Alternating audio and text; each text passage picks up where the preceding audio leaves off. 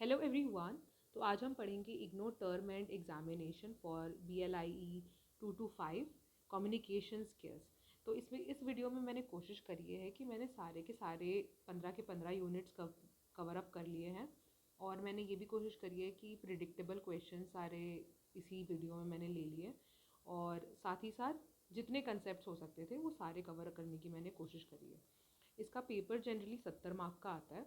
ठीक है, इसमें 2 सेक्शंस होते हैं। पहले सेक्शन में एक अनसीन पैसेज होगा, तो वो 20 मार्क का होगा। ये मैंने 2024 और 2025 के पेपर में देखा है कि ये पैटर्न इस्तेमाल हो रहा है कि एक अनसीन पैसेज आता है, उसके 20 मार्क के क्वेश्चंस आते हैं। ठीक है, और एक दूसरा जो सेक्शन होता है उसमें 5 क्वेश्चन होते हैं। सेक्शन नहीं होता है, ऐसे ऐसे 6 क्वेश्चन होते हैं। पहला क्वेश्चन अनसीन पैसेज वाला होता है, और बाकी ऐसे 5 क्वेश्चन होते हैं। वो पांचों क्वेश्चन कंपलसरी है। जैसे अभी तक आप देखते आए होंगे 221, 2221, 223 में सारे के सारे क्वेश्चंस कंपलसरी नहीं होते। पार्ट ए के ऐसे 4 क्वेश्चन करने होंगे 6 में से, तो 2 क्वेश्चन का हमेशा ऑप्शन होता है आपके पास। बट BLI 225 में एक भी ऑप्शन नहीं है, all the questions are compulsory. इस तरह का पेपर बनकर आता है। ओके, तो पहले हम स्ट्रेटजी डिस्कस कर लेते हैं। अनसीन पैसेज को सॉल्व करने की स्ट्रेटजी क्या होनी चाहिए हमारी। ठीक है, this section assesses reading comprehension capacity, critical interface processing and contextual vocabulary section under tight time parameters. ठीक है, तो हमारे पास 3 ही घंटे हैं, उसमें सारे क्वेश्चन ही 5 मार्क्स के हैं। सॉरी, सारे क्वेश्चन ही 10 मार्क के ही हैं। तो सारे क्वेश्चन में टाइम लगने वाला है, और एक क्वेश्चन 20 मार्क का है जिसके आपके रीडिंग सेक्शन भी पूरा का पूरा पढ़ना है।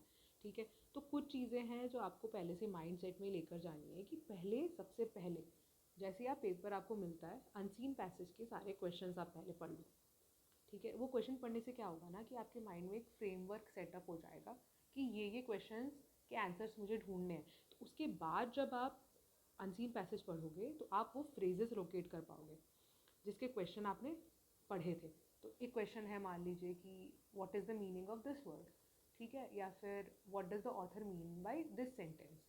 ठीक है, तो जब आप पैसेज पढ़ते हो तो आपको वो सेंटेंस दिखाई देगा, तो आपको उसका कंटेक्स्ट पता चलेगा।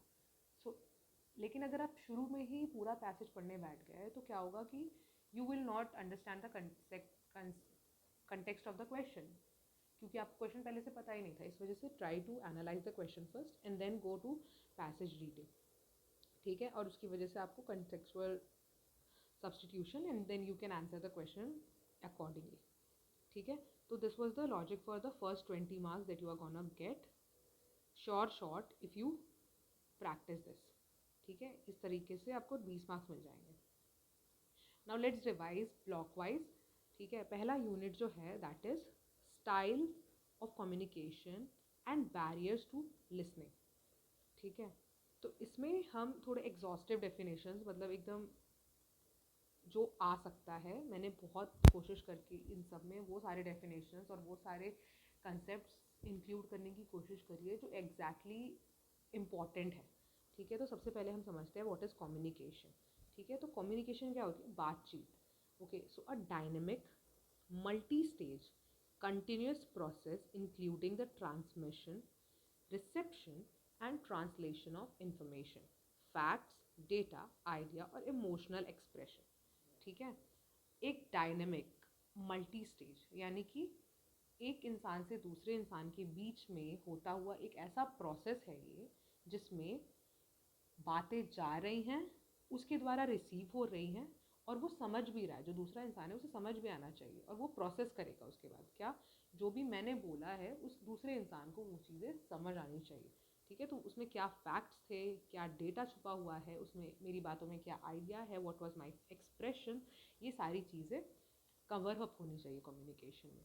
It is consider structurally complete only when the receiver record decodes and comprehends the exact meaning intended by the sender.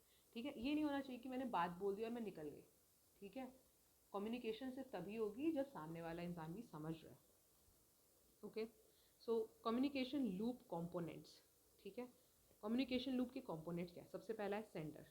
ठीक है, सोर्स होना चाहिए, कोई तो बता रहा है ना, तभी तो मेरे पास आएगा information. The original entity who conceptualizes and executes the information block.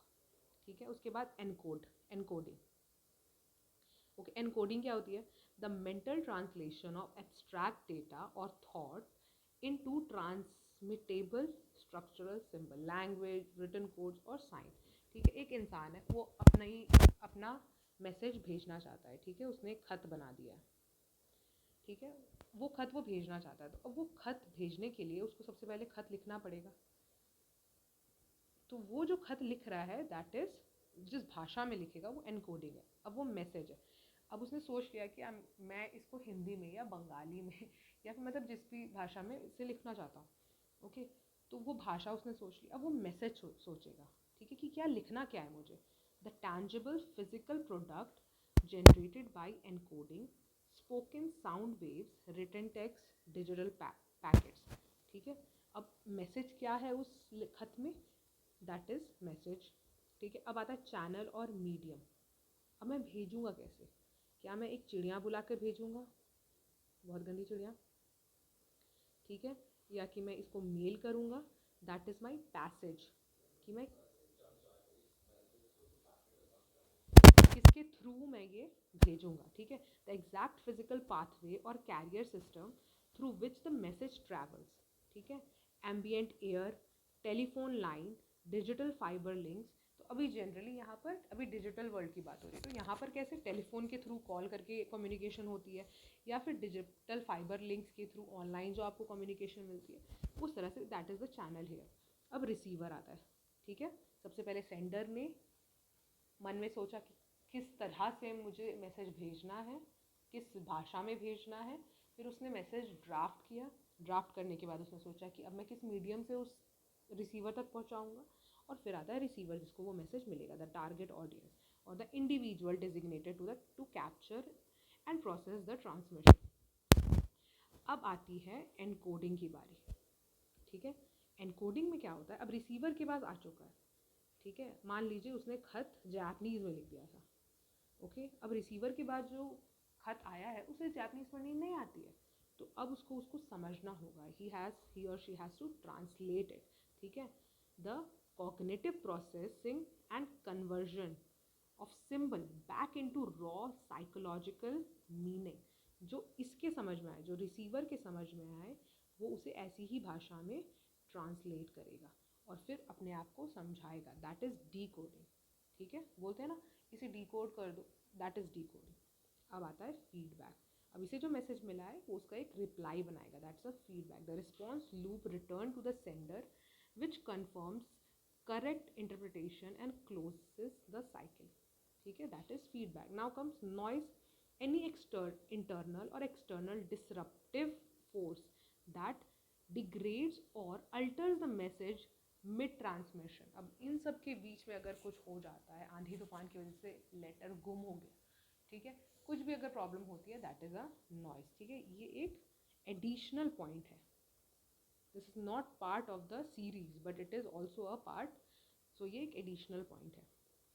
ठीक है, अब हम आएंगे 4 बिहेवियरल कम्युनिकेशन स्टाइल पे। सबसे पहला है असर्टिव, फिर आता है एग्रेसिव, पैसिव और एक है पैसिव एग्रेसिव। ठीक है, तो सबसे पहले असर्टिव क्या होता है? The standard professional benchmark clearly states objectives, ideas and boundaries honestly and directly, whilst showing complete proactive respect for peer limitations and boundaries. ठीक है, assertive क्या होता है? सोच समझ के। ठीक है, जैसे जो टीचर्स होते हैं हमारे स्कूल में, वो हमेशा सोच समझ के बातें बोलते हैं। वो कुछ टीचर्स नहीं बोलते, बट जनरली जो टीचर्स को सिखाया जाता है कि वो सोच समझ के बोले, ऐसे बोले कि इतने सारे 50 बच्चे होंगे उनके सामने, उनमें से किसी एक की भी भावनाओं को ठेस नहीं पहुंचनी चाहिए। किसी का भी रिलीजियस, रेस, कास्ट को लेकर ऐसी कोई बात नहीं बोलनी है कि किसी को ठेस पहुंच जाए। ठीक है, सो जो मन में सोच के बनाई हुई बातें हैं, ठीक है, दूसरों की लिमिटेशंस और बाउंड्रीज को मद्देनजर रखते हुए, दैट इज असर्टिवनेस। फिर आता है aggressive, tends to dominate floor time, uses confrontational language and ignores others input to push personal agendas. ठीक है, अपनी बात रखने के लिए दूसरों के आइडियाज़ को पूरी तरह से हटा देना, नहीं, रद्द कर देना, नहीं तुम्हारी बात गलत है, ठीक है, मैंने जो कहा है वही सही है, दैट इज एग्रेसिव। ठीक है, अब आता है passive. Submissive in approach avoids friction by withholding personal ideas. ठीक है, कि मुझे तो ऐसा लगता है कि ये होना चाहिए, बट अगर आपको लगता है ऐसा है तो ठीक है, तो दैट इज़ पैसिव। ठीक है, अपने आइडियाज़ को विथहोल्ड करके रखना, लेटिंग अदर्स कंट्रोल डिसीजन, लास्ट का डिसीजन दूसरे ले लेंगे। ठीक है, ताकि कोई लड़ाई झगड़ा ना हो। अब आता है passive aggressive, very very very complicated one. ठीक है, पढ़ने में नहीं, एक पैसिव एग्रेसिव लोग कॉम्प्लिकेटेड होते हैं। Expressive hidden irritation through indirect method, sarcasm और सटल ऑपरेशनल डिलेज। ठीक है, तो passive aggressive way of communication is कि बातों में छुपा कर ताने मारना। ठीक है, ठीक है, तुम होते अरे नहीं उसको मत भेजिए, वो जाएगा तो और देर से होगा ना, इस तरह से बातों में ताने छुपा कर मारना, सरकाजम में बोलना। ठीक है, मजाक मजाक में किसी की बेइज्जती करना। Subtle operational delays. ठीक है, कि अगर गुस्सा आ रहा है कि तुमने मेरे को ऐसा बोला, तो मैं कन्फ्रंट नहीं करूँगा, मैं क्या करूँगा, मैं काम देर से करूँगा। तो दैट इज पैसिव एग्रेसिव। ठीक है, अब आता है listening. Active listening versus passive hearing. Active listening versus hearing is an automatic, involuntary physiological process where the eardrum registers acoustic waves. ठीक, acoustic waves क्या होता है, जब कोई बात करता है तो उसके मुंह से साउंड वेव्स निकलती है, so there are acoustic waves। या फिर जब अगर कोई स्पीकर चल रहा होता है तो उसके अंदर से जो आवाज़ निकलती है, दोज आर acoustic waves। कोई भी आवाज़ होती है तो उसको acoustic waves के थ्रू आती है वो।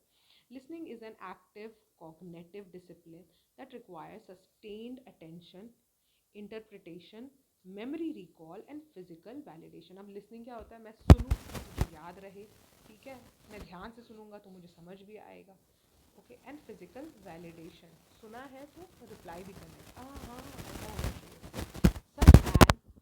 सच as maintaining eye contact, these are some of the validate. हाँ, आंखें मिला, आंखों में आंखें डाल के बातें करना, नॉडिंग।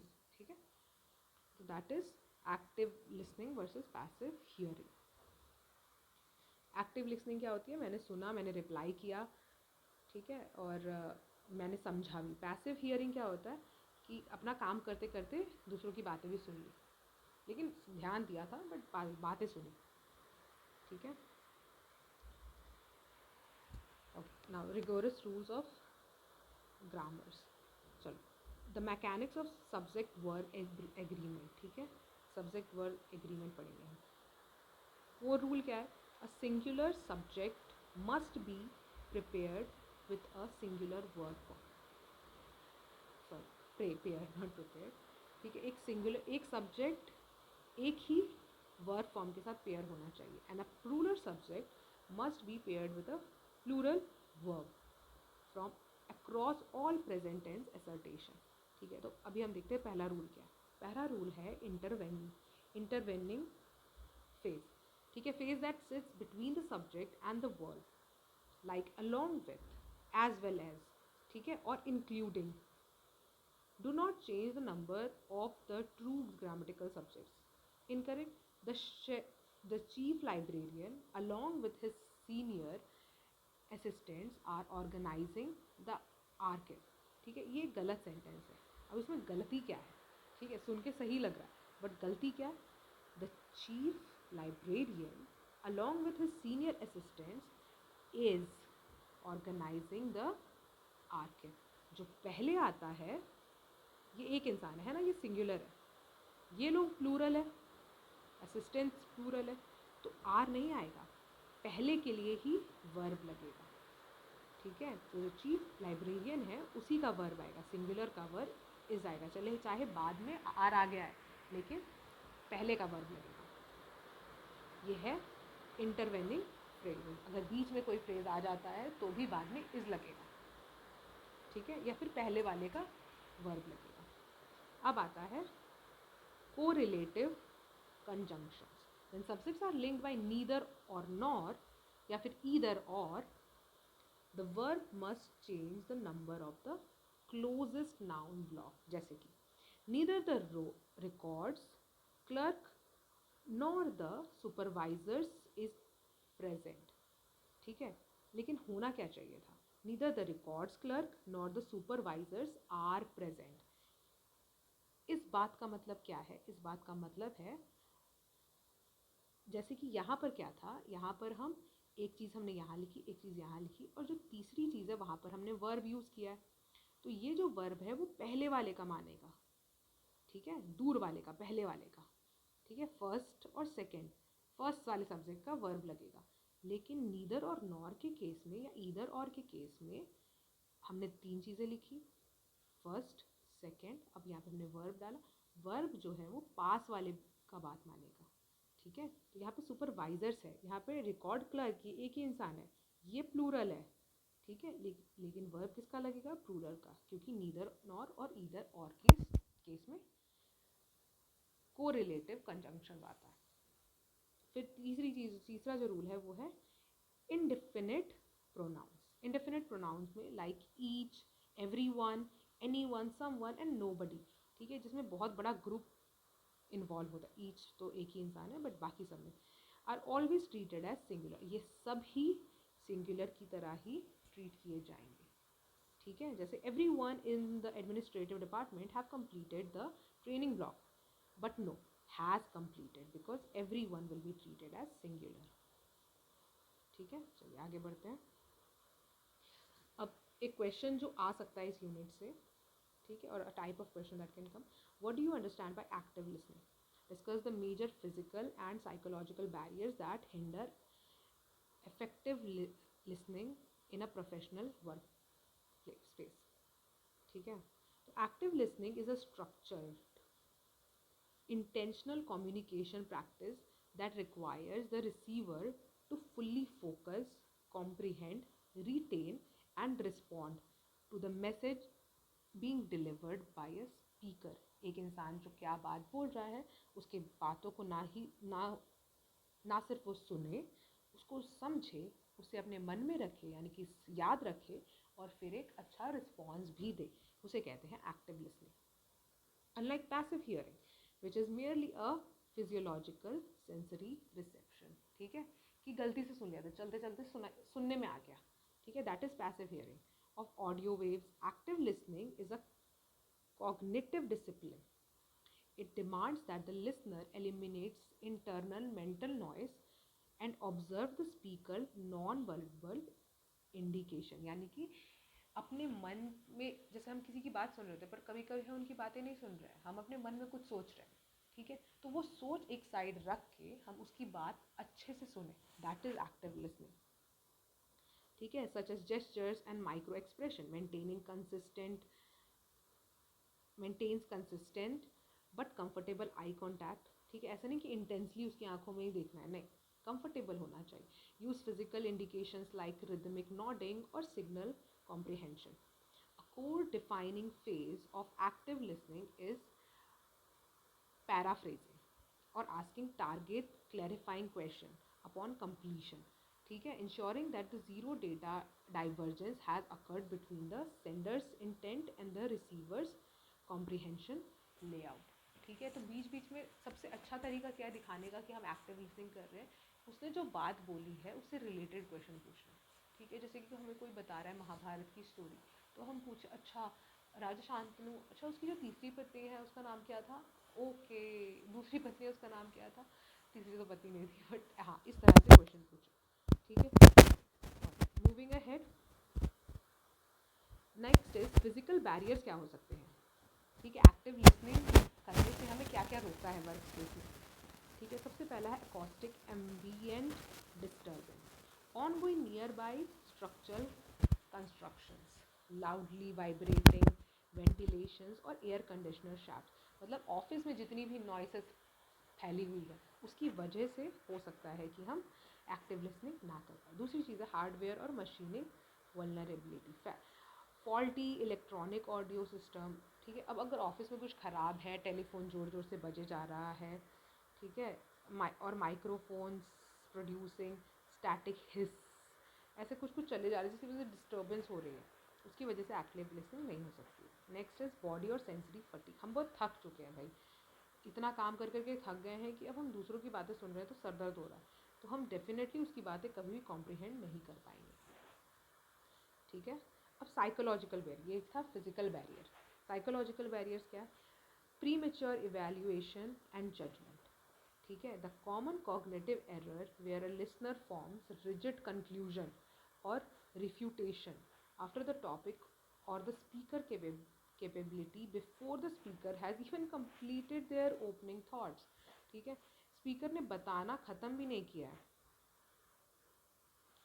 कि लिसनर ने पहले ही अज्यूम कर लिया कि ये हुआ होगा, खुद ही बता दो ये हो रहा है, ठीक है। तो दैट इज़ पहले से ही pre judgemental. Okay, next is emotional distortion and stress.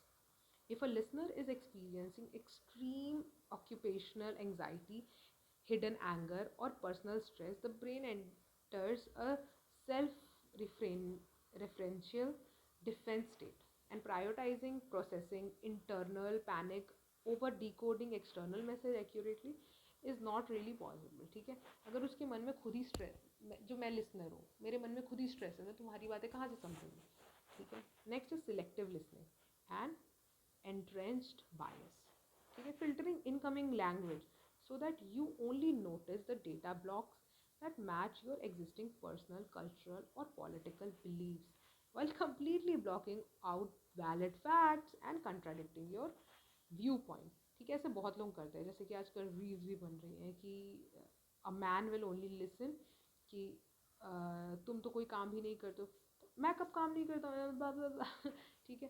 तो only listening to the not really important part of the story which is feeding your ego or maybe feeding your own interest and not really receiving the message from the receiver, ठीक है। now moving ahead to the next unit 2, small talk and social attitude। सबसे पहली definition जो हम पढ़ेंगे that is small talk. Small talk क्या होता है? A casual light non controversial mode of conversation, ठीक है। स्मॉल टॉक जैसे हम अचानक से किसी से मिल गए, वो हमारा पुराना दोस्त है, ठीक है। हम उससे हाय हेलो यार कैसे हो, अभी क्या कर रहे हो, अच्छा मम्मी पापा सब ठीक है, तुम्हारी बहन क्या कर रही है, दीज आर स्मॉल टॉक जिसमें कुछ भी कंट्रोवर्शियल नहीं होगा। हाँ तुझे पता है उसके साथ ऐसा हुआ, नहीं, these are not small talk. किसी की चुगली करना इज नेवर स्मॉल टॉक, ठीक है। ब्रेक सोशलाइज, ठीक है। अचानक से ऑकवर्ड फील ना हो इसलिए हमने 2-4 वेरी जेनरिक क्वेश्चंस बीच में डाल दिए, ठीक है। ब्रिज पर्सनल प्रोफेशनल डिस्टेंसेस, हमेशा याद रखना प्रोफेशनल डिस्टेंस बनाए रखना है स्मॉल टॉक के बीच में, कुछ भी बकवास नहीं करनी है। And establish a comfortable base line of trust before launching into complex formal और स्ट्रक्चरल बिजनेस ऑपरेशंस, ठीक है। तो किसी भी बिजनेस टॉक करने से पहले स्मॉल टॉक करनी थी, hello how are you, nice to meet you, ऐसे होता है ना। बिजनेस टॉक करने जाते तो ये सारी चीज़ें बोलनी होती हैं। Now characteristics of effective professional conversation. Professional conversation की कुछ कैरेक्टरिस्टिक्स क्या है? पहला है कॉपरेशन, ठीक है, टर्न टेकिंग। कॉपरेट करना is very important in conversation और communication. Managing the flow so that the speech time blocks are distributed evenly, ठीक है। Preventing any single participant from monopolizing the chat, एक ही बोले जा रहा है, दूसरे को बोले नहीं दे रहा है, ठीक है। तो ये नहीं होना चाहिए, कॉपरेशन होना चाहिए। मैंने अगर एक सवाल पूछा है तो मुझे सामने वाले को बात करने का टाइम देना चाहिए, उसने एक सवाल पूछा है तो उसे भी मुझे टाइम देना है बात करने का। Next is relevance, keeping argument firmly anchored to the subject at hand without drifting into unrelated targets, ठीक है। सामने वाला बात कर रहा है देश विदेश की यात्राओं के बारे में, अब मैं बीच में मोदी सरकार ले आऊँ तो नो रिलेवेंस, ठीक है। वो अपने इन्जॉयमेंट के बारे में बता रहा है, मैं अपने देश के पॉलिटिक्स के बारे में बताना शुरू कर दूँ, तो it's not worthy of like even converging, ठीक है। अब आती है politeness, use constructive language, positive framing and respecting professional boundaries, ठीक है। Politeness is very important, you can't just go out right to speak to somebody जिसे तुम professionally meet कर रहे हो कि भाई सही है यार तेरा तो सही है, नो, आपका सही है, आपका सही, ये सारी बातें बोलनी भी नहीं होती है, आप अच्छे हैं, अच्छी बात है, इस तरह से बात करनी होती है, ठीक है। तो that is making sure that there is some politeness. अब ना safe converse topic selection strategy, अगर हम किसी से कुछ बातें करना चाहते हैं तो क्या सेफ टॉपिक्स हो सकते हैं जो हम सिलेक्ट कर सकते हैं? Safe conversational fields, general regional weather pattern, ठीक है। Broad industry development, sports events, जो जनरल इंटरेस्ट होता है, स्पोर्ट्स के बारे में कोई भी बात कर सकता है, ठीक है। मौसम, मौसम हर किसी की ज़िंदगी का हिस्सा है, उसके बारे में कोई भी बात करेगा। बोर्ड इंडस्ट्री डेवलपमेंट, जिस मैं अगर किसी से बात करने जा रही हूँ डेफिनेटली प्रोफेशनली, हम दोनों सेम इंडस्ट्री से होंगे, उसके डेवलपमेंट के बारे में बात करो। पब्लिक करंट अफेयर्स, आजकल देश दुनिया में क्या हो रहा है। एंड न्यूट्रल प्रोफेशनल हॉबीज़, इस प्रोफेशन में हम दोनों की क्या शेयर्ड हॉबीज़ है, ठीक है। अनसेफ कन्वर्सेशन, ये कभी नहीं करना है, ये अनसेफ है। प्राइवेट सैलरी फिगर्स, ठीक है, पहली ही मुलाकात में जाके सैलरी की बात कर ली। पॉलिटिकल ओरिएंटेशन, कभी भी अपना पॉलिटिकल पार्टी व्यू नहीं बताना है, ठीक है। रिलीजियस प्रैक्टिसेस, कि आप कौन से धर्म के हैं, अच्छा आप मुसलमान धर्म मानते हैं, नहीं मैं तो क्रिश्चियनिटी पे विश्वास कर, ये सारी बातें पहले ही मीटिंग में नहीं करनी। पर्सनल मेडिकल और फैमिली मैटर्स, यार मेरे घर में तो ऐसा, no nobody wants to know and nobody should know करने बात। चलो अब और कुछ ग्रामर रूल्स पढ़ लेते हैं। सबसे पहला है present simple for role. State your current role using the base form और थर्ड पर्सन सिंगुलर सफिक्स, ठीक है। एस और ई एस देख कर, I manage the digital archives department, he coordinates the regional verification loops, ठीक है। like did you understand what is happening here, ठीक है। प्रेजेंट सिंपल टेंस में रोल्स के हिसाब से हमने एस और ई एस का बौछार करा, ठीक है। State your current role using the base form और third person singular suffix, alright. I manage the digital archive department and he coordinates the regional verification loops. वो क्या करता है उसके लिए मुझे एस लगाना पड़ा, मैं क्या करती हूँ मेरे लिए नहीं लगाना है क्योंकि I will not come with an S, ठीक है। नाउ प्रेजेंट परफेक्ट और फॉर रेलेवेंस, रोल के लिए प्रेजेंट सिंपल इस्तेमाल करना है, रेलेवेंस के लिए प्रेजेंट परफेक्ट इस्तेमाल करना है, ठीक है। यूज हैव और has plus participle to mention a completed past task that matters right now, ठीक है। जैसे I am working in this sector since 3 years, ठीक है, मैं पिछले 3 सालों से इस सेक्टर में काम कर रही हूँ, वो है हिंदी सेंटेंस। अब इसका सही इंग्लिश क्या होगा, आई हैव वर्कड, मैं इस सेक्टर में काम कर चुकी हूँ 3 साल, ठीक है, मैं इस सेक्टर में पिछले 3 साल काम कर चुकी हूँ। और ये क्या, I am working in this sector since 3 years।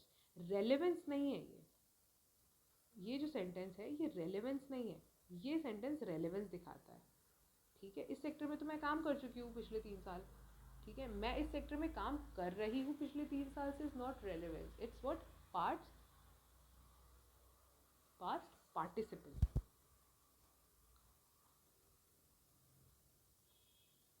ठीक है। Alright, moving ahead, define small talk. Distinguish between conversation, ये है एक high yield question from the second unit. Distinguish between, पहले डिफाइन स्मॉल टॉक, फिर distinguish between conversational topics that are consider safe and unsafe within the institution और professional setting. ये हम पहले भी देख चुके हैं। स्मॉल टॉक क्या होता है, कैजुअल लाइट टॉक, जिसमें हम नॉन कॉन्ट्रोवर्शियल बातें बोलेंगे ताकि आइस ब्रेक हो जाए, ताकि हम बाद में प्रोफेशनल बातें कर सकें, प्रोफेशनल डिस्टेंस का ब्रिज हम बिल्ड कर सकें, ठीक है।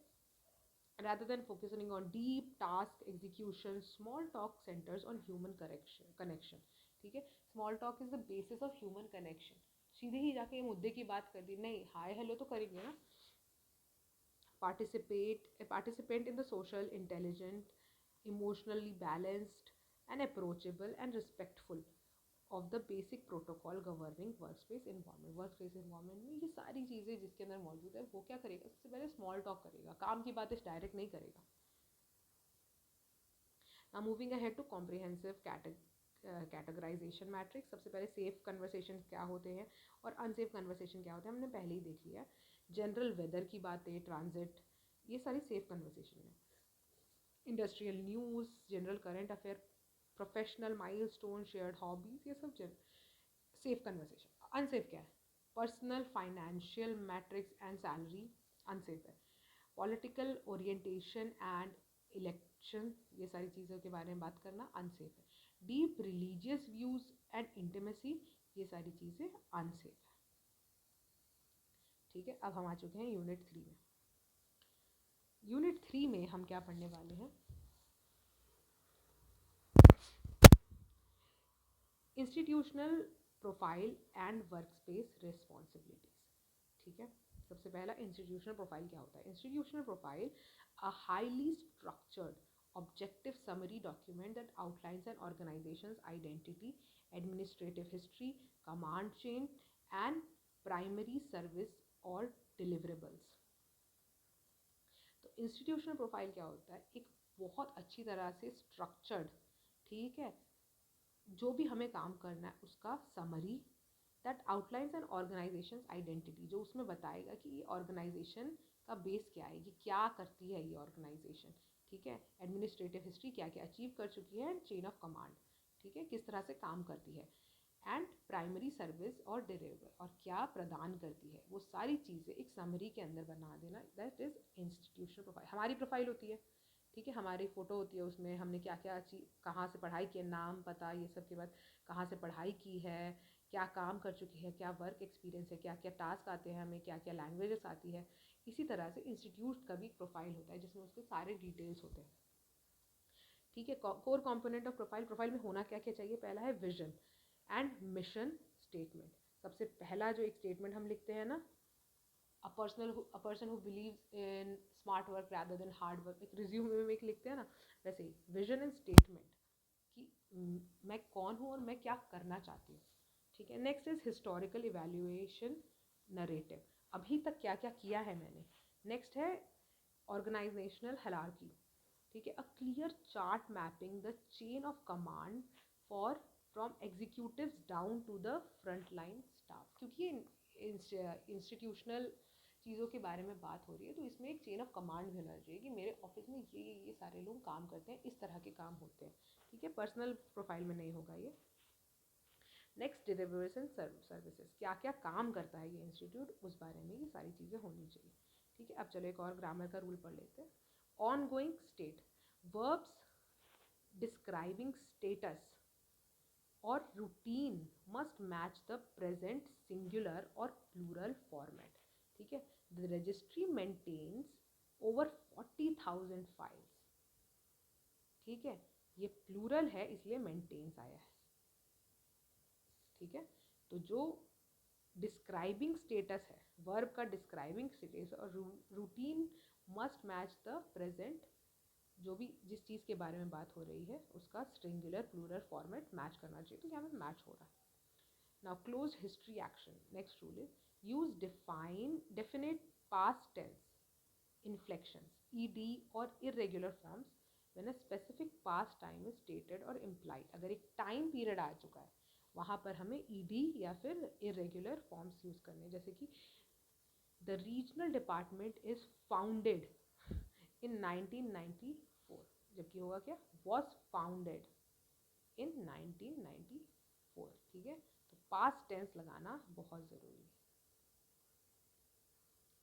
ठीक है, चलो एक क्वेश्चन जो इस चैप्टर से आ सकता है वो है what is an institutional profile and outline the key components required to build a comprehensive profile of an organisation. अब ये सारी चीज़ें हमने ऊपर पढ़ लिया, बट हम एक और बार डिस्कस करेंगे ताकि आपको भी याद होता रहे। Components of an institutional profile. An institutional profile is a highly structured, objective, corporate summary document that serves as the official blueprint of an organization, operational identity, जैसे हमने बोला उसमें उसके बारे में सब कुछ रहेगा। उसका गोल क्या है, वो क्या क्या अचीव कर चुका है पिछले पास्ट हिस्ट्री में, उसके कैसे स्टाफ्स हैं और वो क्या सर्विस प्रोवाइड करने वाला है, ये सारी चीज़ें उसमें रहेगी।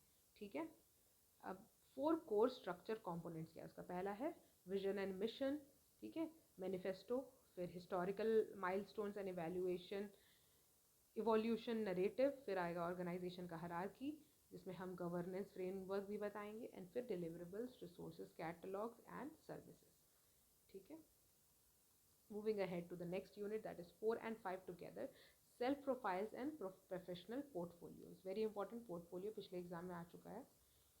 ठीक है. Self profile, a descriptive textual summary designed to communicate an individual's skills, qualification and core attribution to a reader. और सेल्फ प्रोफाइल क्या होता है? अपने बारे में एक कंप्लीट समरी देना जिसमें हम अपने कम्युनिकेशन एंड इंडिविजुअल स्किल्स बताएंगे, क्वालिफिकेशंस बताएंगे और कोर एट्रीब्यूट्स, हमारे पास क्या क्या एट्रीब्यूट्स हैं.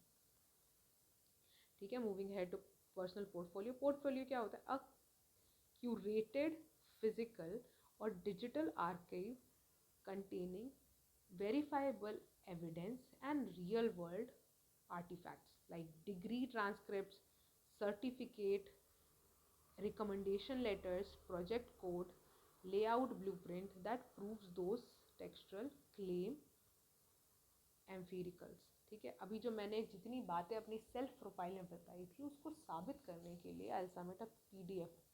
वो है मेरा पोर्टफोलियो जो मेरी सारी बातें साबित करेगा कि मैंने जो बोला है वो सच है.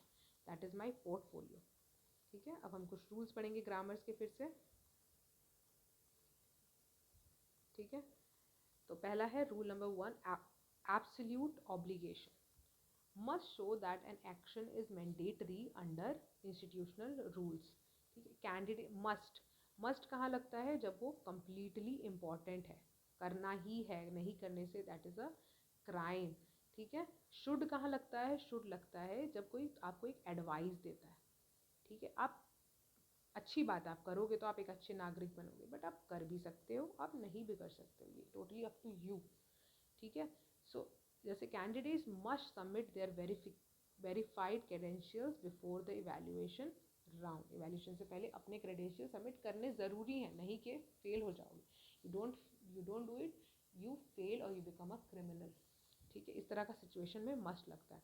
नाउ शुड कब लगेगा? जब आपको कोई advice. Should indicates the best practice और recommendation, not a bringing binding rule. ठीक है. You should update your professional portfolio before the interview panel meets. ठीक है. अगर इंटरव्यू के पैनल से पहले अपना पोर्टफोलियो सेट कर लो, वो बाद में बुलाकर भी आपका पोर्टफोलियो देख सकते हैं. ठीक है. But it's a good thing if you set it prior. Alright. So that's just you can do or you might do. Elaborate on the concept of professional portfolio. Discuss how it's different fundamental from a basic resume or self profile and explain its importance during the evaluation round. ठीक है. बहुत important topic है. तो portfolio is a dynamically updated, curated physically or digital archive containing verifiable evidence, real world examples, and historical artifacts that provide definitive, undeniable proof of an individual's skills, qualification, and achievements over time. It is not merely a list of claims, it is a respiratory or hard proof showing that a candidate can execute within a professional domain. क्या क्या काम वो कर चुका है और इसके basis पे वो क्या क्या कर पाएगा, ये सारी चीज़ों का प्रूफ है वो. Structural difference. ठीक है. Textural and claim versus empirical proof. A self profile में सिर्फ क्या होता है? Declarative, merely list of statements. I have advanced skills in digital archiving, and a professional portfolio will contain the actual archive blueprint. ठीक है. Validation, transcripts and software designing sheets to prove the capability exist. वो जो काम मैंने बताया वो मैं वास्तविकता में कर सकता हूँ. ठीक है. Scope and depth. A resume is highly restricted, high level, overview limited to 1 or 2 pages. ठीक है. 1 और 2 पेजेस में हमें ख़त्म करना होता है. जनरली एक ही पेज के सामने तरफ रिज्यूमे ख़त्म हो जाना चाहिए. लेकिन पोर्टफोलियो में ऐसा नहीं है. Is a deep, comprehensive, multi layered. ठीक है. कॉम्पेंडम, मल्टी लेयर कॉम्पेंडम, एक न्यू वोकैबुलरी सीखी है हमें. Compendium is a compilation. It extends on every bullet and point in the resume. एक एक पॉइंट जो हमने इसमें लिखा है, एक एक पॉइंट को वो एक्सटेंड करके बताता है कि ये वास्तविकता में ये हुआ, इतने इतने नंबर आए हैं मुझे इसमें. ठीक है. इस तरह की चीज़ को हम बोलते हैं portfolio, and that is the difference between portfolio and a resume. Self profile और रिज्यूमे ज़्यादा अंतर नहीं होता. Institutional important. During a high-stake selection, interview, evaluation round, a portfolio provides massive competitive leverage. ठीक है, एक इंसान रिज्यूमे सबमिट कर रहा है और एक इंसान रिज्यूमे के साथ साथ अपना एक बड़ा फाइल भी सबमिट कर रहा है। ठीक है, उसमें इतने सारे पेजेस है, तो ऑब्वियसली इसी को मिलेगा ना जॉब, जो रिज्यूमे के साथ फाइल भी सबमिट कर रहा है। So it plays a very big role. Now, moving ahead to unit 6, that is resume writing framework. Resume क्या होता है? A highly structured, concise, personal marketing document tailored to a specific job role. ठीक है, designed to showcase an individual's career history, education skills to an evaluator within seconds. एक ही second में सारी बातें पता चल रहा है कि क्या क्या किया हुआ है, क्या क्या आता है, क्या क्या स्किल्स है, name, address, email address and number, ये सारी चीज़ें एक ही छोटे से पेपर के टुकड़े में पता चल रहा है। ठीक है, now course sections of a professional resume. पहली चीज़ कॉन्टैक्ट ब्लॉक, जहाँ पर हमारा पूरा नाम, पता, नंबर, प्रोफेशनल ईमेल लिंक होना चाहिए। दूसरी चीज़ करियर ऑब्जेक्टिव। ठीक है, 2 सेंटेंस में हमें अपने वैल्यूज़ बताने हैं। जैसे मैंने बताया था, I am a person who believes in smart work rather than hard work. ठीक है, मेरे पर्सनल बिलीव्स उसमें आ जाने चाहिए। नेक्स्ट है एजुकेशनल टाइम है, कौन से पीरियड के बीच में मैंने क्या क्या चीज़ें क्वालिफाई करी हुई है। वर्क हिस्ट्री, ट्रेनिंग प्रोजेक्ट्स, क्या क्या काम किए हुए हैं मैंने, कहाँ कहाँ काम किया हुआ है और क्या क्या उसमें क्या क्या योगदान दिया था। ठीक है, एंड स्किल कैटलॉग, मुझे I have good communication skills, I am good at handling task at a limited time और समथिंग लाइक दैट। इस तरह से हमें स्किल से भी बताना होता है। चलो एक ग्रामर रूल पढ़ लेते इसी बात पे। Parallel construction. ठीक है, avoid switching verbs formats mid list, list के बीच में वर्ब का फॉर्मेट नहीं बदलना है। ठीक है, जैसे responsibilities included database migration, cataloguing records and I manage the team. Does it even make sense? चलो करेक्ट देते। Responsibility included migrating database, cataloging records and managing the team। ठीक है, यहाँ से जो ये लाइन आ गई, ये पूरी अलग ही लाइन है, बट हमें मिड सेंटेंस लाइन का ग्रामर नहीं बदलना है। ठीक है, तो जब मैंने माइग्रेटिंग किया, कैटलॉगिंग किया, तो मैं मैनेजिंग भी करूँगी। आई मैनेज्ड करते करते, I was doing this and I did that, no, I am doing this and I am also doing this, इस तरह से बताना है। ठीक है, नेक्स्ट एलिमिनेटिंग पर्सनल प्रोनाउंस। ठीक है, omit personal pronouns like I और we in resume entries to keep descriptions concise and professional. जैसे कि I developed a new data entry matrix, नहीं, developed a new data entry matrix. वो जिसका resume है वही करेगा ना वो काम जो बताए हुए हैं, तो आई बार बार लगाने की ज़रूरत नहीं है। तो developed a new data matrix, taught these all subject to a class, इस तरह से। चलो मूविंग अहेड, एक क्वेश्चन जो आ सकता है, draft a functional resume for a professional position highlighting your academic qualification, key technical proficiencies and recent training projects in the structured layout। ठीक है, देखते हैं। जैसे मान लो उस इंसान का नाम है आदर्श कुमार। ठीक है, उसमें हमें क्या क्या डालना है, regional record division, sector 4, administrative campus या फिर unpin code, mobile number this and email address this. ठीक है, ये हो गया उसका कॉन्टैक्ट लिस्ट। सबसे पहला हमारा हो गया कॉन्टैक्ट इन्फो कंप्लीट। ठीक है, नाम के सहित। फिर आता है करियर ऑब्जेक्टिव, जो सेकेंड पॉइंट था, उसमें उसने बता दिया मैंने ये काम किया हुआ है। ठीक है, ये करना चाहता हूँ, इस तरह से करना चाहता हूँ, इस तरह से अचीव करना चाहता हूँ, इसके बारे में उसने लिख दिया। एक बार पढ़ लेते हैं।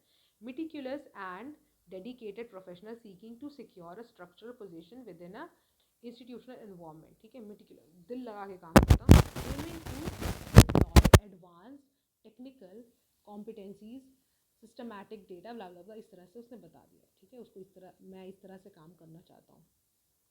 अब आता है एकेडमिक रिकॉर्ड्स, बैचलर्स यहाँ से किए, इतने साल में किए, इतना परसेंटेज मिला, हाई स्कूल यहाँ से, अगर यही है क्वालिफिकेशन, हायर रहते तो हायर भी बता सकते हैं, यहाँ से किए इतना मिला है।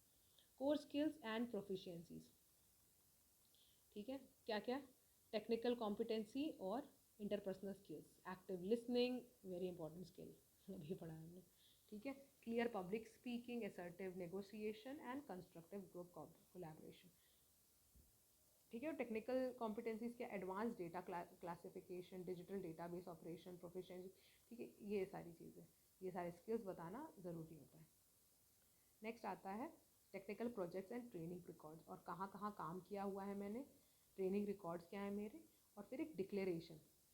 I hereby formally state that all the metrics and statement provided across the documents are entirely authentic and accurate to my best of my knowledge, ठीक है, ताकि जब बाद में अगर एप्लीकेशन रिजेक्ट हो जाता है बिकॉज ऑफ सम डिस्क्रिपेंसीज तो उसका ब्लेम आप खुद ही लें, ठीक है। Now 7 to 10 group discussions and interviews. Group discussion क्या होता है, अब मॉनिटर्ड एक इंसान वहाँ बैठा रहेगा, जैसे स्कूल में करते थे तो टीचर बैठा रहता था, वो मॉनिटर है। तो अ monitored semi-structured conversational exercise where multiple candidates evaluate a given topic simultaneously, एक टॉपिक के बारे में सब बात करेंगे, allowing selectors to track real time interpersonal skills, ठीक है। Team collaboration and communication habit under pressure, उस क्योंकि कोई देख रहा है तो हमारे पास, हमारे अंदर अभी प्रेशर है कि हमें अच्छा परफॉर्म करना है, उस प्रेशर के बीच में कोई अगर अपने बेस्ट आइडियाज़ रख पा रहा है तो वो जो मॉनिटर है, जो देख रहा है, वो देख के उसका नाम लिख लेगा कि हाँ ये इंसान अच्छा कर रहा है। तो that is a group discussion, that is the benefit of a group discussion. Key evaluator parameters, candidates are marked on leadership potential, कि इतना बड़ा ग्रुप है उसमें भी अगर एक लीडरशिप क्वालिटी दिखा पा रहा है तो डेफिनेटली उसके अंदर लीडरशिप क्वालिटीज़ है। Active synthesis, the ability to combine different peer arguments, सबकी बातें सुनकर एक अच्छा आर्ग्यूमेंट रख पाना इज़ अ गुड स्किल। ये सारी चीज़ें क्या देखते हैं इवैल्यूएटर पैरामीटर्स है उसके। Logical problem solving and emotional control when challenged, ठीक है। अगर कोई मेरे पॉइंट से डिनाई करता है तो नहीं यार चुप हो जा, तू बकवास ना कर, इस तरह से अपने इमोशंस नहीं सामने रखने, अपने इमोशंस को कंट्रोल करना है। आपका भी पॉइंट सही है बट हम इसे इस नज़र से भी देख सकते हैं, इस तरह से प्रोफेशनली अपने पॉइंट्स को आगे रखना है। So that is some of the parameters that a evaluator sees. Now एक और ग्रामर का रूल पढ़ लेते हैं, अवॉइडिंग डबल कंपरेटिव्स, जैसे कि नेवर कंबाइन कंपरेटिव मार्कर्स, ठीक है। This implication strategy is more faster, more और फास्टर दोनों ही क्या है कंपेरेटिव वर्ड्स है, तो वो हटा देना है हमें कोई एक, तो ऑब्वियसली मोर ही हटाई है क्योंकि फास्टर तो लाना ही है। तो the implication strategy is faster than the previous one. irregular comparatives, ठीक है। ensure irregular adjectives like good, better, best और bad, worse, worst switch forms accurately, जहाँ होना चाहिए वहीं हो, जैसे impact, the impact of the third variable was more bad, again more bad, more bad क्या होता है, worse होता है, ठीक है, than the first one, so it is worse than the first one। ये नहीं कि हम एक ही वर्ड आता है, गुड और बैड ही आता है, हमें बेस्ट बेटर कुछ नहीं आता है, तो हम ये नहीं कि it can be more good, extremely good, no, it can be, it is the best, ठीक है, इट कैन बी बेटर, इस तरह से।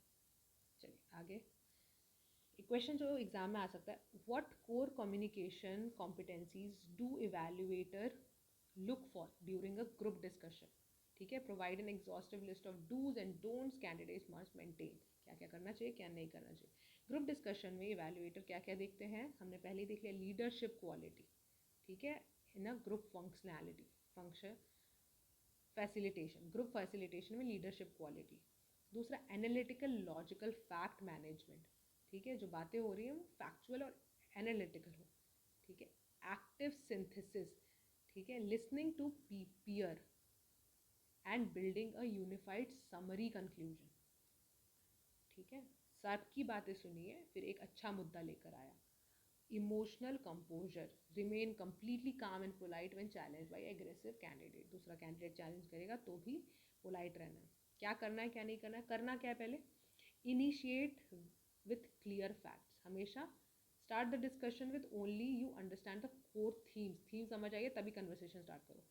Build on peer viewpoint, बाकी लोग क्या सोच, I completely agree with my colleague point and I would like to extend by adding, ठीक है, मुझे पता है आपने जो इन्होंने जो बात करी है वो सही है और मैं ये भी इसमें ऐड करना चाहूँगी कि लगा इस तरह से, ठीक है। Summarize the session objectively. Step in at the end and pull various arguments together into clean summary conclusion. सबने क्या बोली है, इससे हमें क्या पता चला है, ये सारी चीज़ नहीं करना है। Interrupt peer mid sentence. अगर कोई कुछ बोल रहा है उसको बीच में काट के एक सुनिए, ये नहीं, ऐसे नहीं। मोनोपोलाइज फ्लोर टाइमिंग, ये नहीं कि मैं ही बोलते रहूँ, कोई और किसी और को बोलने का मौका ना। अटैक अदर पर्सनली, ठीक है। कि यार तेरे तेरे जैसे लोगों की तो सोच ही ऐसी है, इस तरह की बातें नहीं करनी, पर्सनल अटैक्स नहीं करने।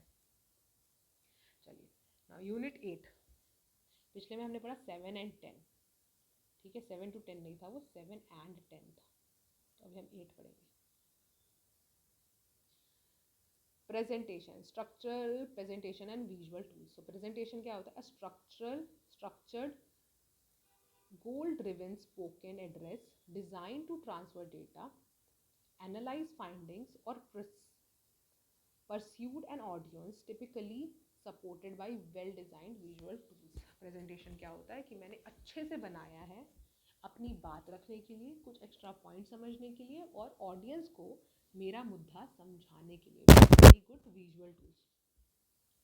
3 क्रूशियल प्रेजेंटेशन माइलस्टोन। सबसे पहला इंट्रोडक्शन।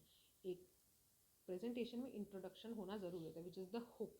जो जैसे कि यूट्यूब की वीडियो बनाते हैं तो शुरुआत में ही ऐसा कंटेंट होना चाहिए ना जो आपको वहाँ पर बैठा कर रखे। That is a part of presentation. Starting में ऐसा कुछ होना चाहिए जो आपको वहाँ रोक कर रखे। That is the hook, the introduction, the body which is the evidence.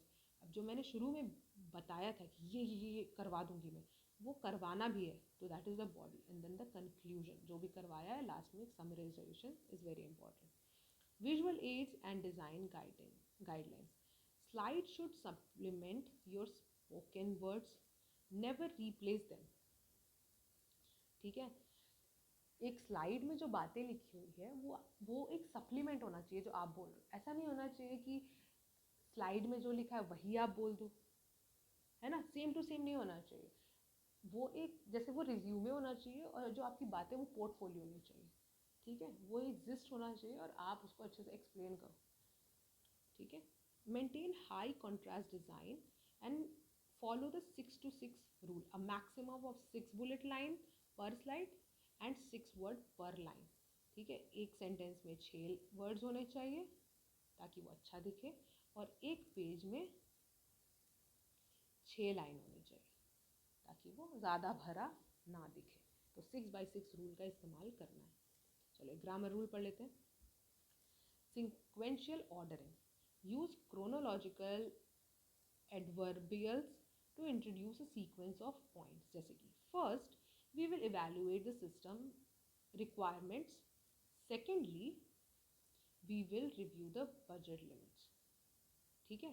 तो हमने यहाँ पे chronological adverbials डाले, यानी कि points डाले, सीक्वेंस बताया, पहले हम ये करेंगे, सेकेंडली हम ये करेंगे। Next, contrast illustration. Use explicit connectors with introducing contrasting facts or specific examples, जैसे कि the overall system performance peaked, ठीक है, peaked. However, the resources usage remained unchanged. To show this clearly, let us look at the chart on the next slide, ठीक है। तो अभी हमने यहाँ पर क्या किया है, हमने बताया कि एक चीज़ बहुत अमेजिंग है, लेकिन एक ख़राब पॉइंट इंट्रोड्यूस करने के लिए हमने पहले तारीफ़ कर दी, ठीक है, कि ये जो परफॉर्मेंस आपने दिखाया ये बहुत अमेजिंग है, लेकिन इसे बेहतर किया जा सकता था, ठीक है। तो वो जो लेकिन है वो हमेशा ही पहले एक अच्छी बात के बाद आना चाहिए। तो कॉन्ट्रास्ट एंड इलस्ट्रेशन से कहते हैं। Now explain the 3 structural phases involved in preparing and delivering a professional presentation, ठीक है। सबसे पहला क्या था? इंट्रोड्यूस द फ्रेज, जहाँ पर हुक और फ्रेमवर्क आएगा, फिर बॉडी, फिर आएगा कंक्लूजन, ठीक है। Engineering rules for visual aids. Visual aids such as PowerPoint slides or handouts are strictly designed to support your spoken words. आपके बातों को सपोर्ट करने के लिए है, ठीक है। नेवर टू रिप्लेस दैम, आपकी बातें रिप्लेस नहीं होंगी।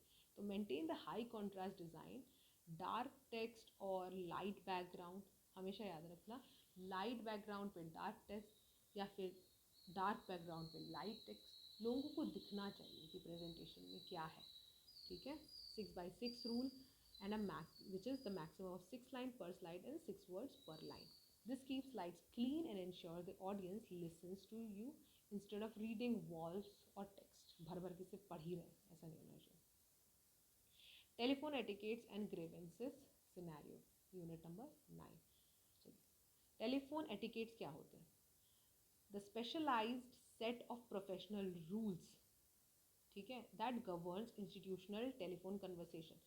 Since phone calls suffer from 100% loss of physical body cues, हमारी बॉडी लैंग्वेज फ़ोन कॉल्स में नहीं दिख रही होती, तो 100% लॉस में है वो। फेशियल एक्सप्रेशन, पोस्चर, जेस्चर कुछ नहीं दिख रहा था। Entire communication build shifts to para language.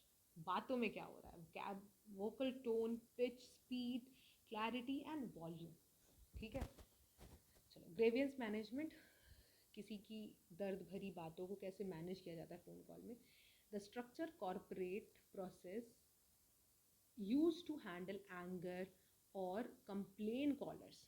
It requires a professional to stay completely calm, listen actively and without interruption, validate the issue and clear empathy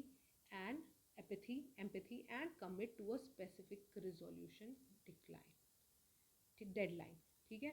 तो grievance management कैसे करना है? सबसे पहले तो जो एंगर या फिर अपना कंप्लेन लेकर आए उनकी बातें पूरी तरह से सुनिए। अपने आप को हमेशा काम रखना है। वो चिल्ला रहा है तो मैं भी चिल्लाऊँ? नहीं, मैं शांत रहूँगी, ठीक है। मुझे शांत रह के उसकी बातें सुननी है, उसको बिना रोके उसकी बातें सुननी, एक्टिव लिसनिंग करनी है, यानी कि समझना है उसकी बातों को।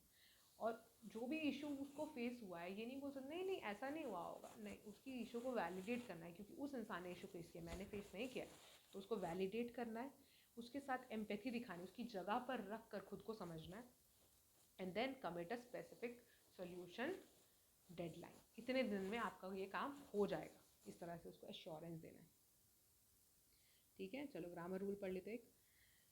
Polite inversion, avoid abrasive and demanding phrases, जैसे कि ब्लंट और डायरेक्ट क्या होगा?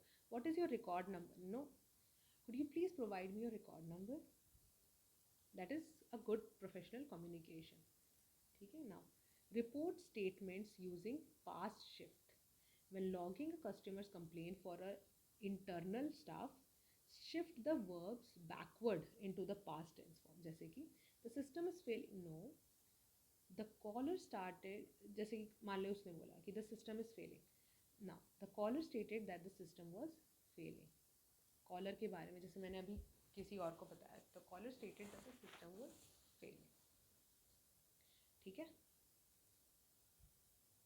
अब मैं भी उसको जाकर ये वाली बात नहीं बोल सकती कि अरे the system is failing, his system is failing, no, the caller stated, उसको भी रिस्पेक्टफुली एड्रेस करना है, the caller stated that the system is failing. Now the question that can come in exam is, discuss the specific communication challenge encountered during telephonic business interaction compared to face-to-face communication. How should a professional handle an aggressive complaining customer over the phone? कैसे handle करेगा? पहले तो face to face versus telecommunication कैसा होता है। The primary barrier in the telecommunication is 100% loss of physical body cue. बदन का कुछ भी जेस्चर्स वगैरह, body gestures, facial expression, posture shift, hand gestures, ये सारी काइनेसिक नहीं दिख रहे होते, ठीक है। तो एंड स्पेस यूसेज, हम कुछ नहीं दिख रहा होता।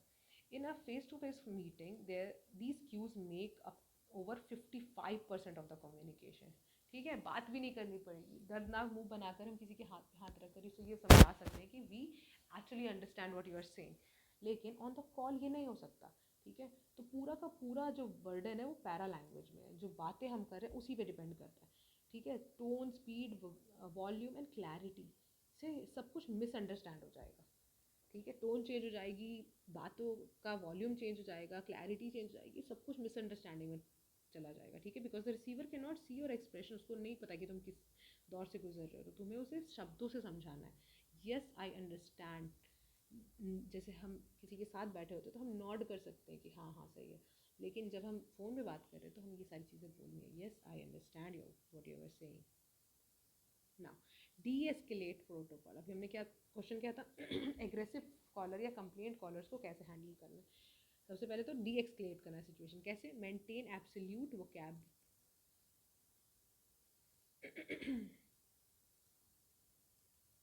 मेंटेन एब्सोल्यूट वोकल कंपोजर, काम रह के ही बात करना है, चाहे वो कैसे भी गुस्से में बात करे, आपको काम रह के ही बात करना है, ठीक है।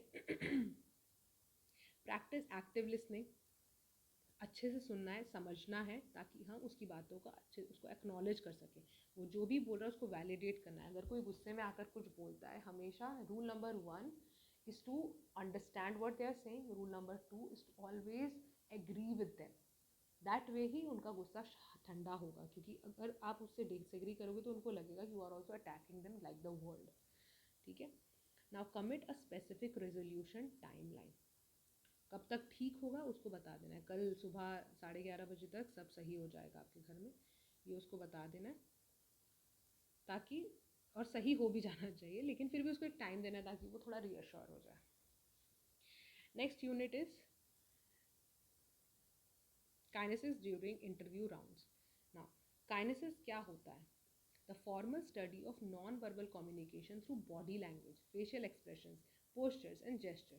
In an interview setting, kinesis directly reveals a candidate's underlying confidence, honesty and emotional control before they even speak.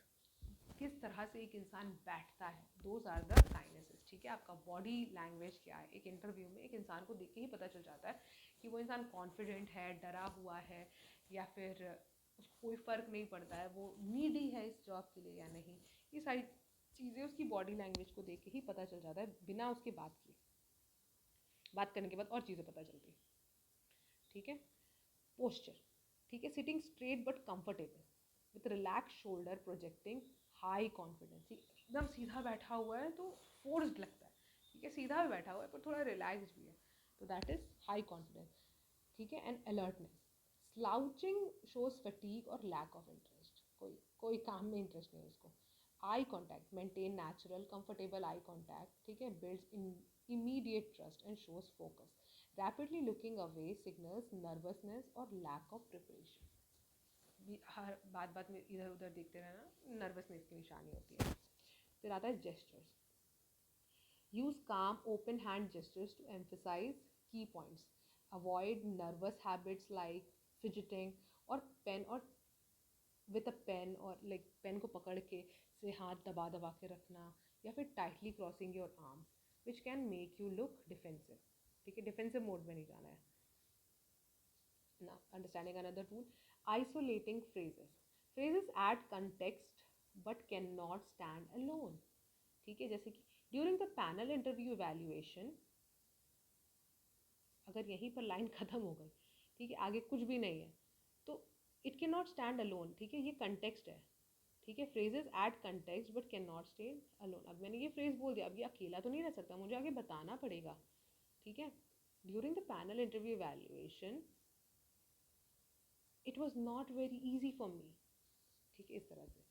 Build clauses, combine independent and dependent clauses cleanly using appropriate conjunction, जैसे कि although he felt nervous, ये हमने क्या किया यहाँ पे, dependent clause बताया कि भले ही उसे नर्वसनेस महसूस हुई, पर हमने फिर एक इंडिपेंडेंट क्लॉज भी बताया, ही मेंटेन्ड परफेक्ट पोस्चर। अब ये ऑल्दो ही फेल्ट नर्वस, ये अकेला नहीं जा सकता, क्योंकि ऑल्दो लगाया है तो हमें एक और चीज़ बतानी पड़ी, बट ये एक इंडिपेंडेंट क्लॉज है क्योंकि अकेला जा सकता है। He maintain proper perfect posture, ये मैं किसी को डायरेक्टली भी जाकर he maintain perfect posture, but although he felt nervous, ये अपने आप में एक लाइन है, इसलिए डिपेंडेंट क्लॉज है, ठीक है। चलिए क्वेश्चन जो आ सकता है वो है, discuss how non verbal communication kinesis influence an interview panel perception of a candidate, highlight the role of posture, eye management and hand gestures। ये हमने अभी देख लिया, पर हम एक और बार देख लेते हैं। नॉन वर्बल कम्युनिकेशन में बॉडी मूवमेंट्स, एक्सप्रेशंस, जेस्चर्स, ठीक है, long before the candidate speaks, उसके बारे में हमें इवैल्यूएशन में बहुत बड़ा सबकॉन्शियसली हमें पता चल जाता है कि कैसा है, ठीक है। इमोशनल स्टेट उसका क्या है, showing whether your written credentials match your actual confidence और the professional composure under pressure और नॉट। प्रेशर में है ना अभी इंटरव्यू में, तो वो जो लिख के आया है कि I work well in under pressure, वो सच में साबित हो रहा है कि नहीं।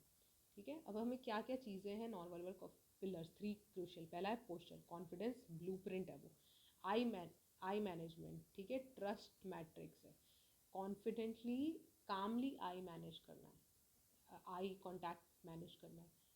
इंटिमिडेटिंग नहीं होना चाहिए बट कॉन्फिडेंट होना चाहिए। हैंड जेस्चर, ठीक है, टाइटली पेन वगैरह नहीं दबाने। ये है इमोशनल एंकर्स, ये हमें ये लोगों को बता देगा कि हम डरे हुए हैं कि नहीं।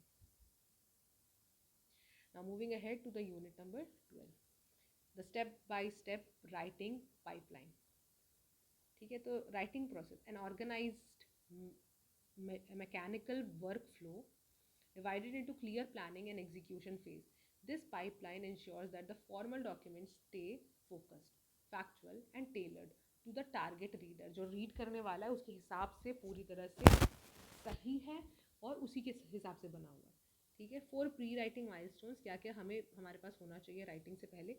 डिफाइन द सब्जेक्ट स्कोप, सबसे पहले क्या इसका स्कोप है, ये पढ़ के क्या होगा। इन्फॉर्मेशन गैदरिंग, उसके बाद ये पढ़ के क्या होगा, जो हम लिखने वाले उसके बारे में इन्फॉर्मेशन। क्लैरिफाइंग द पर्पस, ठीक है, and then audience profile analysis. ठीक है, एडजस्ट योर वोकैबुलरी टोन, और मतलब जिस भी भाषा में हम उसमें कैसी वर्ड यूज़ करने वाले, कौन पढ़ने वाला है उसके हिसाब से बनाना है। ठीक है, anatomy of a writing piece, a professional document relies on sharp thesis statements, a single sentence that sums up the main point, and well structured paragraph that maintain unity. ठीक है, focus on the one center idea. ठीक है, and coherence. Sentence allow logically into one or another using clear transition. तो 3 चीज़ें जो main चीज़ें हैं जो एनाटमी डिफाइन करता है, यानी कि उसका स्ट्रक्चर डिफाइन करता है एक राइटिंग पीस का, वो क्या है। सबसे पहला थीसिस स्टेटमेंट, ठीक है, यूनिटी और कोहेरेंस। ठीक है, एक शार्प स्टेटमेंट होना चाहिए, हर ट्रांजिशन के बीच में यूनिटी होनी चाहिए, और हर यूनिटी के बाद एक कोहेरेंस होना चाहिए। यानी कि एक शार्प स्टेटमेंट दिया मैंने, फिर मैंने एक पैराग्राफ लिखा, वो पैराग्राफ एक सेंट्रल आइडिया के ऊपर होना चाहिए, ये नहीं कि कुछ भी स्कैटर्ड है। और जो दूसरा पैराग्राफ भी है उनके बीच में कोरिलेशन होना चाहिए, उसे कहते हैं कोहेरेंस। ठीक है, तो पूरा जो सामान मैंने लिखा है उसके बीच में रिलेशन होना चाहिए, दैट इज द स्ट्रक्चर। और एक ग्रामर रूल पढ़ते हैं, maintaining unity, remove any sentence that drifts away from the paragraph's core point. जैसे कि our division is updating its database software, this weather has been usually warm this week, we expect the upgrade to finish by Friday.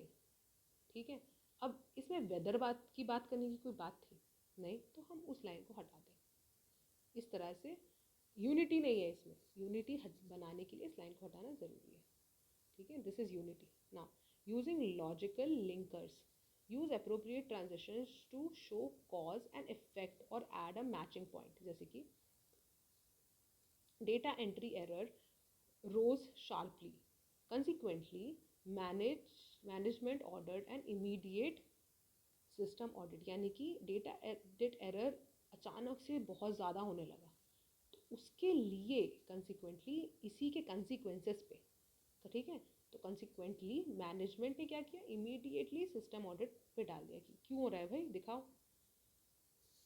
चलिए question देख लेते हैं। Detail the 4 critical pre-writing steps that must be executed before drafting any formal business document. ठीक है, क्या क्या होना चाहिए। सबसे पहला है identify and define the subject scope, फिर उसके बाद है information gathering, ठीक है, data research, फिर clarify the strategic purpose, and then finally knowing your reader, कौन पढ़ने वाला है। ठीक है, moving ahead to the next unit, that is unit number 13। ठीक है, work place document and correspondence format. Now exhaustive definitions में सबसे पहला जो हम पढ़ने वाले दैट इज मेमोरेंडम, यानी कि memo, a non instructive internal document use by the management to issue instructions, updates और policy change downward to staff. Memos omit informal salutations and closing sign offs. Memo क्या होता है? एक non instructive internal document, ठीक है। जैसे कि एक ऑफिस में एक हायर पोस्ट पे, एक लोअर पोस्ट पे, एक लोअर पोस्ट ने कुछ गलत कर दिया तो ये हायर पोस्ट वाला उसको एक मेमो देगा, ठीक है। ये एक इंटरनल डॉक्यूमेंट है, ये इन दोनों के बीच में, ठीक है, ताकि वो इशू इंस्ट्रक्शन दे सके कि ये गलत हो रहा है, इसको ठीक कर लो, ठीक है। अब सर्क्यूलर क्या होता है? A single official notification distributed out a wide group of internal employees simultaneously. अब सर्क्यूलर पास हुआ है तो वो पूरे ऑफिस में सबको पता चलेगा, ठीक है।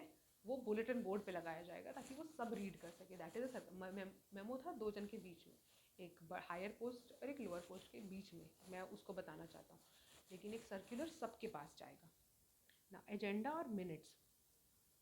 An agenda is a predictive list of discussion topics shared before a meeting to help attendees prepare, ठीक है। सब मीटिंग होने से पहले सबको पता होना चाहिए कि इस मीटिंग का एजेंडा क्या है, इस मीटिंग का मोटिव क्या है, दैट इज एजेंडा। मिनट्स क्या होते हैं? Are historical legally bind log records during और after the meeting.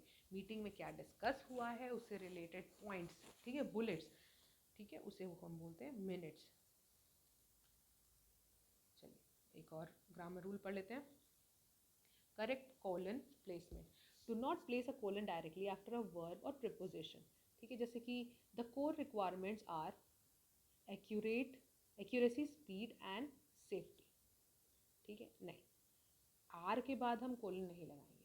The system requires 3 core attributes, ठीक है, आर के बाद नहीं लगाएंगे हम, एक दूसरे वर्ड के बाद, वर्ब और प्रिपोजिशन के बाद नहीं लगा सकते हैं, तो इसके बाद लगा एक्यूरेसी, स्पीड एंड सेफ्टी, इस तरह से।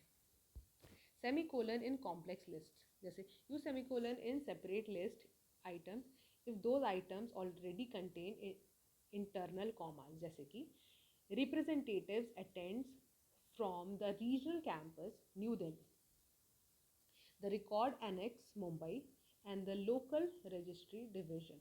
तो हमने यहाँ इन दोनों के बीच में कॉमा लगाया, इसलिए यहाँ सेमी कॉलन आया। अगर हम सिर्फ ऐसे लिख रहे होते रीजनल कैंपस, उसके बाद डायरेक्ट कॉमा लगा के रिकॉर्ड एनेक्स, ठीक है, तो इनके बीच में कॉमा लगता, लेकिन अभी रिकॉर्ड कैंपस कहाँ का? न्यू दिल्ली का, इन दोनों के बीच में ऑलरेडी कॉमा लग गया। तो अब दूसरे स्टेट का बताने के लिए हम एक सेमीकोलन लगाएंगे, तो सेमीकोलन का इस्तेमाल इस तरह से किया जाता है, ठीक है। चलिए क्वेश्चन देख लेते हैं। Differentiate clearly between the agenda and minutes of a corporate. तो एजेंडा क्या होता है? And provide a clean structure template for a an internal office memorandum. Memo भी पढ़ लेते हैं। सबसे पहले एजेंडा क्या होता है? सबसे पहले एजेंडा देख लेते हैं। एजेंडा क्या होता है? पहले ही, प्रीडिक्टिव, ठीक है, पहले ही, मीटिंग के पहले ही अगर हमने डिस्कस कर लिया कि क्या क्या टॉपिक डिस्कस होने वाले हैं क्रोनोलॉजिकल ऑर्डर में, तो अटेंडीज को मदद मिल जाएगी क्या? प्रिपेयर करने में, ठीक है। कन्वर्सली मिनट्स में क्या होता है? हिस्टोरिकल, बैकवर्ड लुकिंग, मीटिंग होने के बाद या मीटिंग के दौरान क्या क्या बातें हुई हैं, ठीक है, ऑफिस में, जिसकी वजह से हम एक रिकॉर्ड फॉर्मेशन कर सकें उस डिस्कशन पे, ठीक है। व्हाट वोट्स वर कास्ट, सबने क्या एक्शन लेने की बात करी, ठीक है, सबको क्या साइन हुआ है वर्क, वो है मिनट्स। मीटिंग के बाद, मीटिंग के पहले एजेंडा, मीटिंग के बाद मिनट्स, ठीक है। Now structure of memorandum.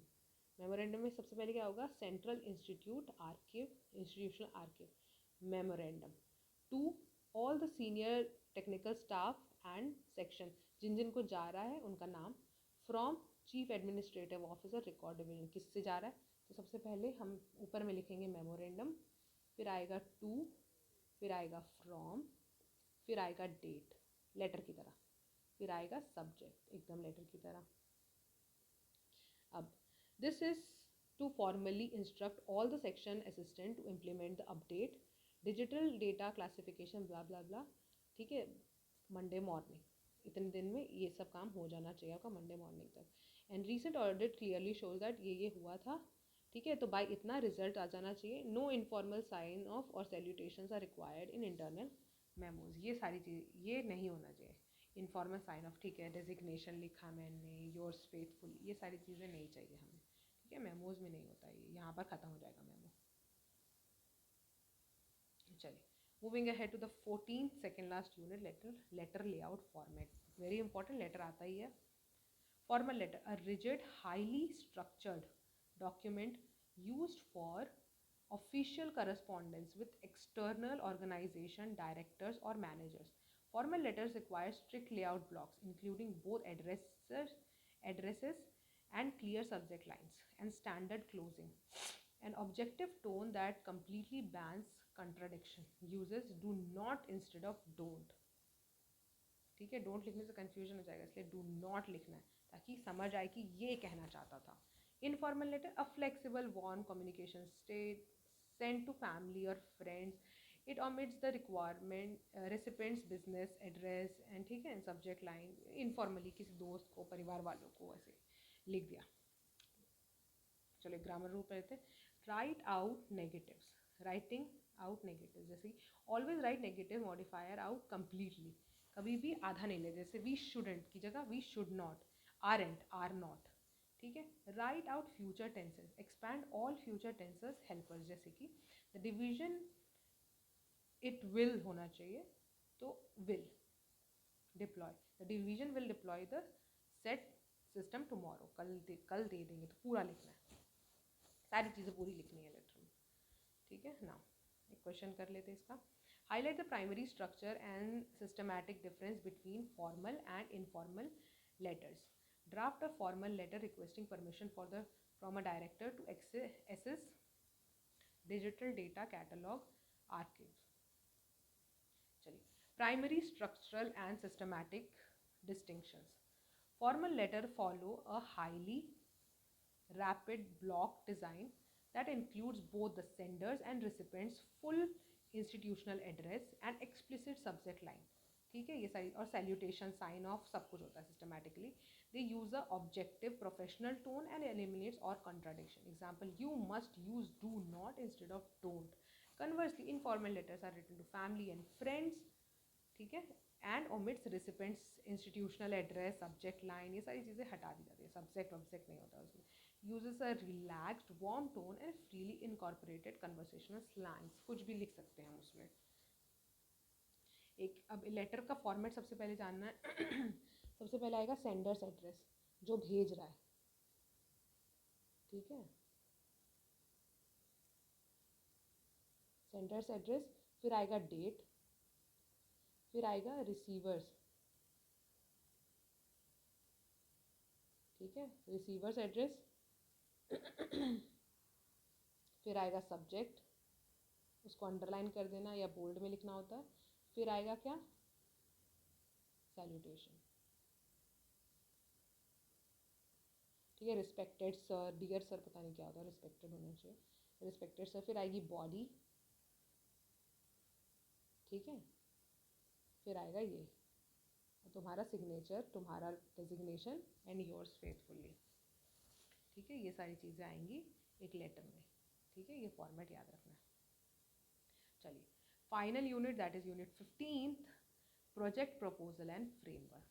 Project proposal क्या होता है? A formal persuasive document designed to conceive management and executive board or a client approval for future plan, grant, fund or allocation organization resources. यानी कि अगर मुझे आगे चल के एक प्रोजेक्ट बनाना है किसी के साथ, किसी और बिजनेस के साथ मिलकर, तो मुझे उस बिजनेस वालों को एक फॉर्मल लेटर की तरह एक प्रपोजल देना पड़ेगा. That is a project proposal, जो सारी चीज़ें बताएगा उसमें. ठीक है, future plan, grant funding and organizational resources. Now core structural selections. The statement of need outline the current problem और gap proving that doing nothing will lead to operational delay or lost efficiency की. अगर हम ये करते तो ये हो जाएगा, और अगर नहीं करते हैं तो ये नुकसान हो सकता है. ठीक है, that is statement of need. Project objective, क्यों कर रहे हैं हम ये project. List the precise, measurable and time bound outcome that the project will deliver. क्या होगा इससे. अब methodology and action plan, step by step road map पूरा बताना है कि कैसे सारा काम कंप्लीट होने वाला है, क्या टूल्स लगेंगे. अब बजट एंड टाइमलाइन माइलस्टोन, कि इतने टाइम में मेरा इतना काम हो जाना चाहिए, ठीक, क्लियर डेडलाइन होनी चाहिए, और क्या क्या कॉस्ट होने वाला है ये भी। चलो एक और ग्रामर रूल पढ़ लेते हैं।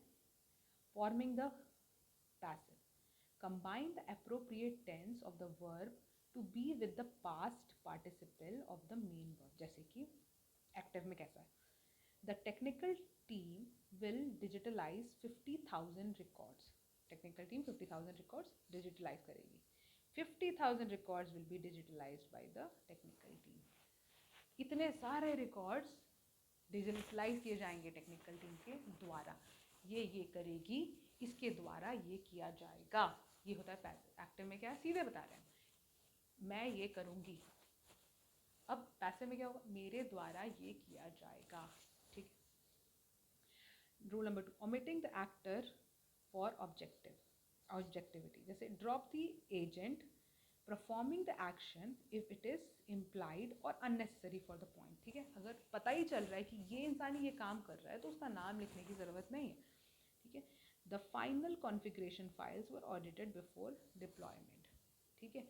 अब अगर मैंने यहाँ लिखा था the staff audited the final configuration, नहीं, स्टाफ नहीं किया होगा, ठीक है, तो मुझे लिखने की ज़रूरत नहीं है। एक्टर के बारे में जो काम कर रहा था उसके बारे में बताने की ज़रूरत नहीं, ठीक है। एक क्वेश्चन जो आ सकता है इससे, what is the project proposal.